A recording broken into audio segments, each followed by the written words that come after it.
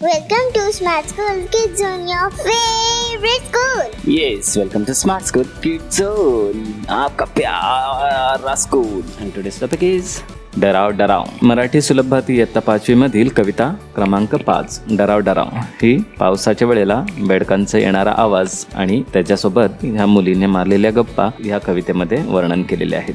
बघूया काय आहे कविता. त्या अगोदर तुम्ही आमची e learning website smartschool.infolips.com, sports site fallinsports.com, Marathi विषय सर्व काही मराठीरंग.com, Android educational game and craft channel यांची लिंक आम्ही डिस्क्रिप्शनमध्ये दिलेली आहे.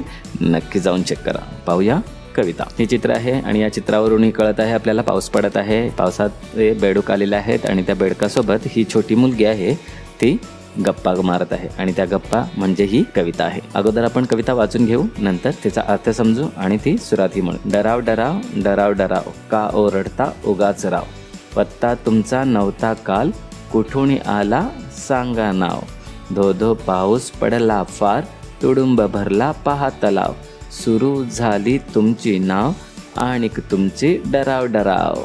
लगेचच आपण याचा अर्थ समजून घेऊ. डराव डराव डराव डराव म्हणजे बेडकाचा आवाज जो असतो तो डराव डराव असतो, माहिती आहे ना. पावसाच्या वेळेला नक्की ऐकले असेल, जेव्हा सुरुवातीला पाऊस होतो त्यावेळेला या 1-2 दिवसात ह्या बेडकांचा आवाज आपल्याला नक्कीच ऐकू येतो. पावसाच्या स्वागतात म्हणून ते डराव डराव ओरडायला सुरुवात करतात. सुरुवातीचे 2-3 दिवस होतात, त्यानंतर ते पुन्हा आपले पूर्ववत कामाला लागतात. का ओरडता उगाच राव, मग ही मुलगी त्यांना म्हणते डराव डराव डराव डराव का ओरडता उगाच राव. त्या बेडकाला तिनं राव असं म्हटलेलं आहे. राव म्हणजे एखादा माणूस. पत्ता तुमचा नव्हता काल कोठून आला सांगा नाव, तर कालपर्यंत तुम्ही नव्हता आणि आज अचानक कुठून आलात आणि तुमचं नाव काय आहे तेही सांगा. धो धो पाऊस पडला फार तुडुंब भरला पहा तलाव. धो धो पावसामुळे हे तलाव आहे जे लेक आपण म्हणतो ना, हे लेक पूर्ण तुडुंब भरलेलं आहे. तुडुंब म्हणजे काय, काठोकाठ भरलेला आहे. सुरू झाली तुमची नाव आणि तुमची डराव डराव, आणि तुमची नाव ही सुरू झालेली आहे. नाव म्हणजे होडी आणि तुमची डराव डराव, आणि त्याबरोबर तुमचं डराव डराव ओरडणंही सुरू झालेलं आहे. पुढे काय आहे कवितेत सांग बघूया. बटबटीत डोळ्यांचे ध्यान विचित्र तुमचे दिसते राव, सांगा तुमच्या मनात काय, ही घ्या छत्री ही घ्या नाव, जा गाठा जा आपला गाव आणि थांबवा डराव डराव. बटबटीत डोळ्यांचे तुमचे ध्यान, ध्यान म्हणजे काय, तुमचे रूप. म्हणजे तुमचे जे डोळे आहेत ते खूप बटबटीत दिसतात. जे तुमचे रूप आहे बटबटीत डोळ्यांमुळे थोडेसे विचित्र दिसते. सांगा तुमच्या मनात काय, तुम्ही सांगा तुमच्या मनात काय आहे आणि का ओरडताय डराव डराव करत. ही घ्या छत्री ही घ्या नाव, आता ती त्यांना छत्री देत आहे. छत्री म्हणजे इथे ही वाली पावसात येणारी छत्री, आणि ही नाव, नाव म्हणजे होडी. कागदाची होडी बनवली आणि ती त्या बेडकाला देत आहे. जा गाठा जा आपला गाव आणि थांबवा डराव डराव, आणि ही होडी घेऊन तुम्ही तुमच्या गावाला परत जा आणि कृपा करून तुमची ही डराव डराव आहे ती थांबवा.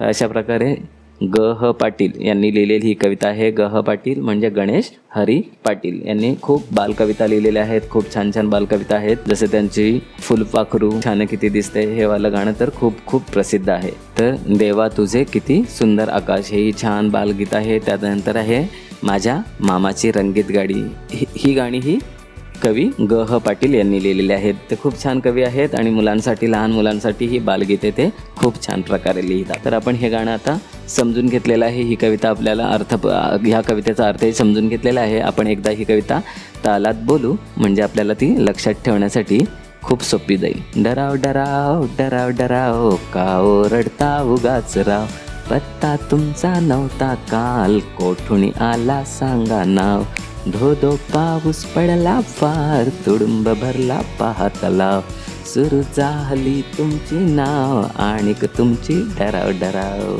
आणिक तुमची डराव डराव. बटपटीत डोळ्यांचे ध्यान विचित्र तुमचे दिसते राव, सांगा तुमच्या मनात काय, ही घ्या छत्री ही घ्या नाव, जा गाठा जा आपला गाव आणि थांबवा डराव डराव, आणि थांबवा डराव डराव. ओके, तर ही कविता आपण ऐकलेली आहे, छान प्रकारे म्हटलेली आहे. तुम्ही ही कविता 2, 3, 4 वेळा बोलून घ्या. पाहूया आपण या कवितेवरचे शब्दार्थ आणि त्याच्यावरचे प्रश्न. पहिले शब्दार्थ. तुडुंब भरणे. तुडुंब भरणे मगाशी सांगितलेलं आहे. तलाव तुडुंब भरलेला आहे म्हणजे काय, काठोकाठ भरणे. त्यानंतर जाहली. जाहली म्हणजे काय, झाली. झाली शब्दासाठी कवितेमध्ये किंवा अलंकारिक भाषेत जाहली असे म्हणतात. आणिक, आणिक मीन्स आणि. बटबटीत म्हणजे मोठाले, थोडेसे विद्रूप दिसणारे डोळे. त्यानंतर ध्यान, ध्यान म्हणजे तुमचे रूप, इथे दिलेले विशिष्ट प्रकारचे रूप. गाठणे, गाठणे म्हणजे पोहोचणे, गाठा तुमचे गाव म्हणजे तुमच्या गावाला पोहोचा. आपला, आपला मीन्स आपला स्वतःचा. तर हे काही शब्द आहेत. यापेक्षाही तुम्हाला जर कोणते आणखीन शब्द कठीण वाटत असतील तर ते आम्हाला कमेंटमध्ये नक्की सांगा. आम्ही त्याचा अर्थही तुम्हाला सांगण्याचा नक्कीच प्रयत्न करू. प्रश्न बघूया आता कोणते आहेत ते. एका वाक्यात उत्तरे लिहा. पहिला प्रश्न आहे, डराव डराव आवाज कोण करतो? तर कोण करतो? डराव डराव आवाज बेडूक करत आहे तो. दुसरा प्रश्न आहे, तलाव का भरलेला आहे? कशामुळे भरला आहे तलाव? कारण धो धो पाऊस पडला आहे. बरोबर, मग आपण उत्तर काय लिहिणार? धो धो पावसामुळे तलाव भरला. तिसरा प्रश्न आहे, बेडकाचे डोळे कसे आहेत? मगाशीच आपण बघितलं बटबटीत, त्यामुळेच तो विचित्र दिसतो. मग त्याचे डोळे, बेडकाचे डोळे बटबटीत आहेत. दुसरा प्रश्न बघूया, जुळवा, जोड्या जुळवा. हे दिलेले आहेत. अ गट दिलेला आहे, त्याच्याखाली चार पर्याय आहेत आणि ब गट दिलेला आहे, त्याच्याखाली 4 पर्याय आहेत. पहिला दिलेला आहे जोराचा पाऊस. मग जोराचा पाऊस म्हणजे काय? धो धो पाऊस. परफेक्ट. बेडकाचे मोठाळे डोळे, आत्ताच आपण बघितलेलं आहे बटबटीत डोळे. पूर्ण भरलेला तलाव म्हणजेच तुडुंब भरलेला तलाव. ओके. आणि स्वतःच्या गावी परत जा म्हणजे गाठा आपला गाव. तर या जोड्याही जुळून झालेल्या आहेत, खूप सोप्या होत्या आणि त्याचा अर्थ कळल्यामुळे आपण त्या इझिली जोडलेले आहेत. प्रश्न क्रमांक 3 बघूया. गोलातील शब्द वाचा, चित्रे ओळखा आणि त्यांच्या जोड्या जुळवा. हे चित्र दिलेलं आहे आणि या चित्रामध्ये तुम्हाला हा जो ढोल आहे त्या ढोलाचा आवाज, हे बघा हा कसा आहे ते त्यांनी दिलेलं आहे. म्हणजे ढोल ढमढम, ढोल वाजे ढमढम. बाकीचे जे चित्र दिलेले आहेत त्या चित्रांसाठी जोडायचे आहेत शब्द आपल्याला. मग वर पहिला इथून जोडूया आपण. हे काय आहे? वीज आहे. मग वीज कशी करते? कडकड. बरोबर, वीज चमकते कडकड. त्यानंतर ही काय आहे? घंटा. मग घंटा कशी करते? घणघण. परफेक्ट, आपल्याला माहिती आहे घंटा करते घणघण, वीज चमकते कडाडकड. त्यानंतर हे आहेत घुंगरू. घुंगरू कसे काय वाजतात? छुमछुम. बरोबर. ढोल ढमढम दिलेलं आहे. ही काय आहेत? नाणी आहेत. नाणी कशी करतात? छन छन. बरोबर. त्यानंतर हे आहे पाणी.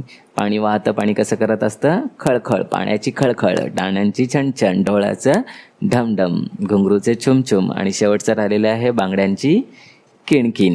ओके. तर हे शब्द चित्र ओळखायचे आहेत आणि चित्रावरून त्यांचे शब्द ओळखायचे आहेत. म्हणजे हे शब्द जे आहेत या शब्दांना आपण काय म्हणतो? नादयुक्त शब्द. बरोबर. किंवा नादमय शब्द. म्हणजे या शब्दांनी आपण कोणत्या प्रकारचा आवाज येतोय ते सांगतोय. कारण या शब्दांना अर्थ नाहीये, पण या शब्दातून कोणत्या प्रकारचा नाद होतो किंवा तो येणारा जो आवाज आहे तो कोणत्या वस्तूपासून येतो हे दर्शवलं जातं, म्हणून यांना नादमय शब्द असे म्हणतात. ओके. लक्षात ठेवा. प्रश्न क्रमांक बघूया 4. पाण्यातून प्रवास करण्यासाठी कोणकोणती साधने वापरतात? मग आता प्रश्नाचं उत्तर काय लिहिता येईल? पाण्यातून प्रवास करण्यासाठी नाव, होडी, जहाज या साधनांचा वापर करतात. ही पहा वाहतुकीचे प्रकार. मग या व्हिडिओमध्ये आम्ही अशा प्रकारच्या सर्व साधनांचे नाव, त्यांचे चित्र आणि ते कोठून प्रवास करतात हेही दिलेले आहे. म्हणजे हवेतून वाहतुकीचे प्रकार काय असतात ते, त्यानंतर रोडवरचे वाहतुकीचे प्रकार आणि पाण्यातून वाहणारे प्रकार, हे सर्व प्रकार यामध्ये दिलेले आहेत. जर तुम्हाला ते जाणून घ्यायचे असेल तर डिस्क्रिप्शनमध्ये व्हिडिओची लिंक दिलेली आहे. प्रश्न क्रमांक 5 पाहूया. पावसात भिजू नये यासाठी तुम्ही काय काय काय वापरता? मग तुम्ही काय वापरता? पण तर छत्री आणि रेनकोट याच गोष्टी वापरतो. बरोबर. पावसात भिजू नये यासाठी आपण छत्री आणि रेनकोट वापरतो. त्यानंतर पुढचा प्रश्न आहे क्रमांक 6. निरीक्षण करा आणि आवाज सांगा व लिहा. आवाज दाखवणारे, नाद व्यक्त करणारे शब्द किंवा नाद शब्द म्हटले तरी चालेल. मग वाऱ्याने हलणाऱ्या झाडांच्या पानांचा आवाज कसा येतो? सळसळ. उडायला सुरुवात करताना पक्ष्यांच्या पंखांचा आवाज कसा येतो? फडफड. पंखांची फडफड. आणि तापलेल्या तेलातील मोहरीचा आवाज, जेव्हा आपल्या घरात आई जेवण करत असते त्यावेळेला फोडणी देत असताना मोहरी जेव्हा ते तापलेल्या तेलामध्ये टाकते, मोहरी म्हणजे काय? राई, तेव्हा आवाज कसा येतो? तडतड तडतड. ओके. तर हे शब्दसुद्धा नादमय शब्द आहेत किंवा नादयुक्त शब्द आहेत. आता वाचा आणि लक्षात ठेवा. तर या कवितेमध्ये नाव हा शब्द आलेला आहे. मग नाव हे शब्द 2 अर्थाने वापरलेले आहेत. नाद हा शब्द या कवितेत 2 अर्थाने आलेला आहे. मग पहिला काय आहे? नाव. नाव म्हणजे काय?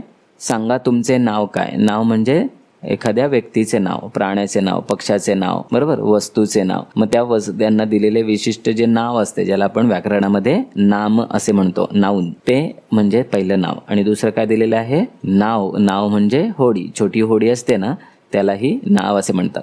तर अशा प्रकारचे बरेच शब्द असतात जे 2 अर्थांनी वापरलेले असतात. प्रत्येक भाषेत असे शब्द असतातच. जसे इंग्लिशमध्ये आहेत, आपल्याला माहिती आहे हेअर. हेअर म्हणजे काय असतं, केस. आणि हेअर म्हणजे ससा असतो, तो काळ्या कलरचा ससा असतो ना, त्यालाही हेअर म्हणतात, बरोबर. किंवा बोर्ड. बोर्ड म्हणजे काय, फळा. आणि बोर्ड म्हणजे एखादं संस्थेचं मंडळ असतं, त्यालाही बोर्ड म्हणतात.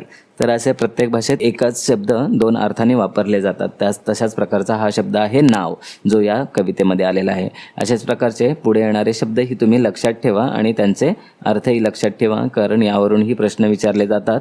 जसजसे तुम्ही मोठे व्हाल, आता 5वीमध्ये आहात, 6वी, 7वी, 8वीमध्ये जाल, तेव्हा तुम्हाला अशाच प्रकारचे शब्द विचारले जातील आणि एकाच शब्दाचे 2 वेगवेगळे अर्थ सांगा किंवा एकच शब्द 2 वेगवेगळ्या अर्थाने लिहून वाक्य लिहा. तर अशा प्रकारचे प्रश्न असतात. त्यामुळे तुम्ही आतापासूनच याची सुरुवात करा. ठीक आहे, ओके. तर येथे आपल्या कवितेचा संपूर्ण भाग झालेला आहे आणि कविता आम्ही येथेच संपवत आहोत. व्हिडिओ आवडले असेल तर नक्की लाईक करा, कमेंट करा आणि शेअर करा. आणि चॅनलवर नवीन असाल तर प्लीज सबस्क्राईब करा आणि बेल आयकॉनही प्रेस करून ठेवा. पुन्हा भेटूया एका नव्या व्हिडिओमध्ये. तोपर्यंत बाय. हसा, खेळा आणि मजेत शिका स्मार्ट स्कूल सोबत. बाय.